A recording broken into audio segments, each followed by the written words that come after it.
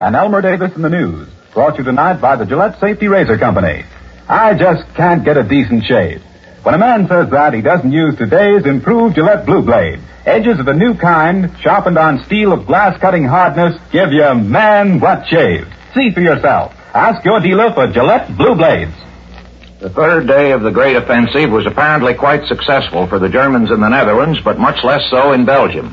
The German High Command claims that its troops have broken through not only the first but the second Dutch defense line and are now halfway across the country.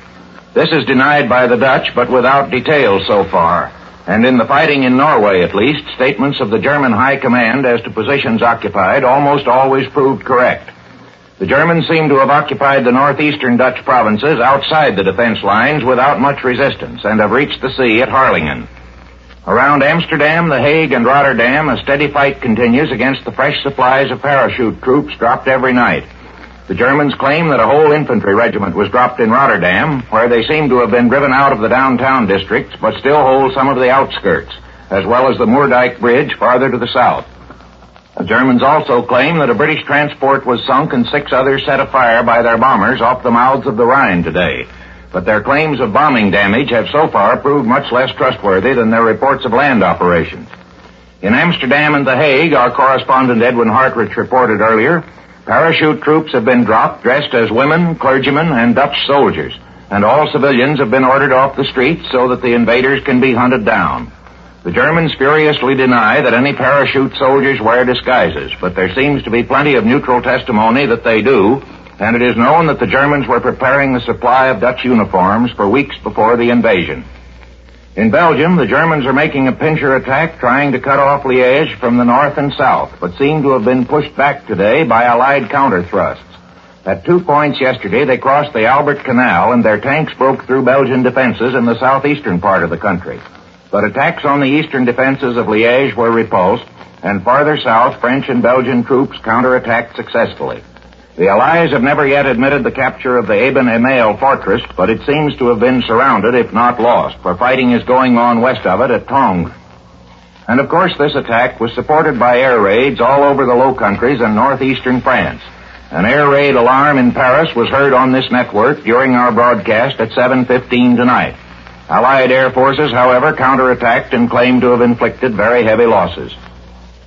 German newspapers say that the battle which began on Friday will decide the fate not only of Germany and her enemies, but also of Europe and the neutrals. The Börsen Zeitung says that countries which joined the League of Nations cannot be surprised if their houses are destroyed in the general earthquake, and that the landslide will carry with it middle-sized and small states, either assigning them new places or burying them underneath it. And Alfred Rosenberg in the Völkischer Beobachter says that this is the greatest of revolutionary wars and the beginning of the unification of Europe. An outworn era, he says, is sinking beneath the tread of the German army, end quote. These remarks may cause nervousness in such neutral countries as our left, and there was alarm in Sweden today over reports that the German army in Norway is concentrating on the Swedish frontier. Hungary mobilized 2 more divisions, but it was said that this was only for training. More ominous was the action of Italy, where Mussolini ordered immediate reinforcement of the fortifications along the French frontier, and it was reported from Rome, though not yet with official confirmation, that 4 more classes of reservists had been called up, bringing another 1 million men to the colors. This coincided with a continued press campaign against the Allies, which particularly denounced British blockade measures. Fascists also destroyed many copies of the Osservatore Romano, the Vatican newspaper. Completion of Winston Churchill's cabinet does not leave quite as good an impression as the first announcement. Best of the new men is Herbert Morrison, the vigorous Labourite, as Minister of Supply. But Sir John Simon is still there, though Sir Samuel Hoare is out. And that's the news to this moment.